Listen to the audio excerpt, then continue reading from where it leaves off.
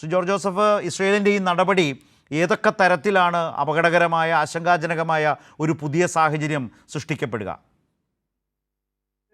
തീർച്ചയായിട്ടും വലിയൊരു അപകടകരമായ ഒരു സാഹചര്യത്തിലേക്ക് വരുന്ന ഒരു രീതിയിലുള്ളതാണ് ഈ ആക്രമണം നടന്നിരിക്കുന്നത്. കാരണം ഇപ്പോ ഈ പ്രശ്നം ഗൾഫ് മേഖലയിലെ അതിശക്തമായ ഒരു രാജ്യം, സമ്പന്ന രാജ്യമായിട്ടുള്ള ഖത്തറിൽ ഇങ്ങനെ ഒരു ആക്രമണം നടക്കുന്നു എന്ന് പറയുമ്പോൾ തീർച്ചയായിട്ടും അത് ഗൾഫ് മേഖലയിൽ ആകെ ഉലച്ചിലുണ്ടാക്കുന്ന ഒരു കാര്യമാണ്. മാത്രമല്ല ആഗോളതലത്തിൽ തന്നെ വലിയ പ്രത്യാഘാതങ്ങൾ ഉണ്ടാക്കാവുന്ന ഒരു സംഭവവികാസമാണ്. കാരണം ഖത്തറിനെ പോലൊരു രാജ്യത്തെ ആക്രമിക്കുക, അതായത് എന്ത് കാരണത്താൽ, ഇപ്പോൾ ഹമാസിന്റെ ആളുകൾ ഒളിച്ചിരിപ്പുണ്ട്, അവിടെയാണ് ആക്രമിച്ചതെന്ന് ന്യായീകരിക്കാമെങ്കിലും ഒരു സോവറിൻ രാജ്യത്തേക്ക് കടന്നു കയറിയുള്ള ഒരു ആക്രമണം എന്ന് പറയുന്നത് അതിന് നിസ്സാരമായിട്ട് നമുക്ക് കരുതാൻ കഴിയില്ല. അത് തീർച്ചയായിട്ടും ആ രാജ്യത്തിന്റെ പരമാധികാരത്തിന് മേലുള്ള ഒരു കടന്നുകയറ്റം തന്നെയാണ്. ഇപ്പൊ എണ്ണ ഉൽപ്പാദിപ്പിക്കുന്ന രാജ്യങ്ങൾ വളരെ പ്രധാനപ്പെട്ട രാജ്യമായിട്ടുള്ള ഖത്തറിനെ സംബന്ധിച്ചിടത്തോളം പ്രകൃതിവാദവും എല്ലാം അവര് വളരെ മാത്രവുമല്ല, ഈ പ്രശ്നത്തിൽ ഇസ്രായേലിന് നേരെ ഖത്തർ ഒരു രാജ്യം എന്ന നിലയ്ക്ക് ഏതെങ്കിലും തരത്തിൽ പ്രകോപനപരമായ പെരുമാറ്റങ്ങൾ അവരുടെ ഭാഗത്തു നിന്നുണ്ടായിട്ടില്ല. നേരത്തെ ഇവിടെ എല്ലാവരും സൂചിപ്പിച്ചതുപോലെ ഗാസയും പലസ്തീനുമായി ബന്ധപ്പെട്ട് നിൽക്കുന്ന ഏറ്റവും തെറ്റായ നടപടി ഇസ്രായേലിൻ്റെ ഭാഗത്തു നിന്നുണ്ടാകുമ്പോൾ അവിടുത്തെ ആ പ്രശ്നം പരിഹരിക്കാൻ ഒരു മധ്യസ്ഥ നിലപാട് സ്വീകരിക്കുന്ന രാജ്യമാണ്. 3, അന്താരാഷ്ട്ര മാധ്യമങ്ങൾ തന്നെ പറയുന്നു, ട്രംപ് ഭരണകൂടം മുന്നോട്ട് വെച്ച വെടിനിർത്തൽ നിർദ്ദേശങ്ങൾ ചർച്ച ചെയ്യുന്നതിന് വേണ്ടിയുള്ളൊരു ഘട്ടത്തിൽ, അതാണിപ്പോൾ ഐക്യരാഷ്ട്രസഭയുടെ സെക്രട്ടറി ജനറലും പറഞ്ഞത്, പലസ്തീൻ്റെ കാര്യത്തിൽ, ഗാസയുടെ കാര്യത്തിൽ സ്ഥിരമായ വെടിനിർത്തൽ എന്നതിലേക്ക് പോകുന്ന ഒരു ആലോചന പോകേണ്ട സമയത്ത് ഈ പ്രശ്നത്തെ കൂടുതൽ വഷളാക്കും വിധത്തിലേക്ക് മറ്റൊരു രാജ്യത്തിലേക്ക് കടന്നു കയറുക എന്ന നിലയാണ് ഇസ്രായേൽ സ്വീകരിച്ചിട്ടുള്ളത്.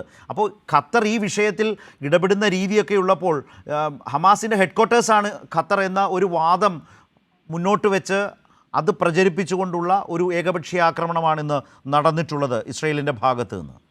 അതേ സ്ഥലത്ത് ഞാൻ അതാണ് ചൂണ്ടിക്കാണിച്ചത്. കാരണം എന്ത് ന്യായീകരണം പറഞ്ഞാലും ഹമാസ് ഭീകരർ ഒളിച്ചിരിക്കുന്നു, അവരുടെ ഒരു താവളം അതാണ് എന്നുള്ളതാണ് ഈ പറയുന്നത്.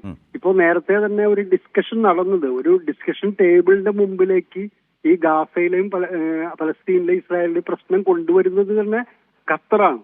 ഖത്തറിന്റെ മുൻകൈയിലാണ് ഇത് കാര്യങ്ങൾ നടന്നുകൊണ്ടിരുന്നത്. അപ്പൊ അത്തരത്തിലൊരു രാജ്യത്തിന് നേരെ നിസ്സാരമായിട്ടുള്ള ഇന്നിന്ന ആളുകൾ അവിടെയുണ്ട്. അത് മാത്രമല്ല, ചരിത്രം ചൂണ്ടിക്കാണിച്ചതുപോലെ അമേരിക്കയുടെ നിർദ്ദേശം, ഒരു വെടിനിർത്തൽ നിർദ്ദേശം ചർച്ച ചെയ്യുന്നതിന് വേണ്ടിയാണ് ഈ ഇത് ഖത്തർ ഇപ്പൊ ശ്രമിച്ചുകൊണ്ടിരിക്കുന്നത്. അതിന്റെ ഭാഗമായി നടന്ന ആക്രമണം എന്ന് പറയുന്നത് ഇസ്രായേലിന്റെ ഉള്ളിലിരിപ്പ് എന്താണെന്നുള്ളത് വളരെ ഒരു പ്രകടമായി വരികയാണ്. കാരണം ഒരു പശ്ചിമേഷ്യൻ പ്രശ്നം ഒരു വഷളായ തലത്തിലേക്ക് കൊണ്ടുവരാൻ, അതിൽ നിന്നൊരു കുളം കലക്കി പോകാനുള്ള ഒരു രീതിയിലേക്ക് ഇസ്രായേൽ ലക്ഷ്യമിടുന്നുണ്ട്. ഇസ്രായേലിനകത്ത് നെതന്യാഹു നേരിടുന്ന വലിയൊരു പ്രതിസന്ധിയുണ്ട്. നെതന്യാഹുവിന്റെ ഭരണത്തിനെതിരെ ജനങ്ങൾ അവിടെ വളരെ രീതിയിലുള്ള വലിയ പ്രക്ഷോഭത്തിലേക്ക്, കാര്യങ്ങളിലേക്ക് പോകുന്ന സ്ഥിതിവിശേഷം ഉണ്ടായിരുന്നു. ഗസയിലെ ആക്രമണത്തെ തന്നെ എതിർക്കുന്ന വലിയൊരു വിഭാഗം ജനത ഇസ്രായേലിനകത്തുണ്ട്. നമ്മൾ വിചാരിക്കുന്ന പോലെ ഇസ്രായേൽ ജനത ഈ ആക്രമണത്തെ ഒറ്റക്കെട്ടായി നെതന്യാഹുവിന്റെ പിന്നിൽ അണിനിരക്കുന്നു എന്ന് പറയുന്നത് ഒരു തെറ്റായ നിഗമനമാണ്. ഇസ്രായേലിനകത്ത് ആഭ്യന്തര പ്രശ്നങ്ങൾ രൂക്ഷമാണ്. അതിന്റെ അടിസ്ഥാനത്തിൽ വലിയ പ്രതിസന്ധി അവർ നേരിടുന്നുണ്ട്.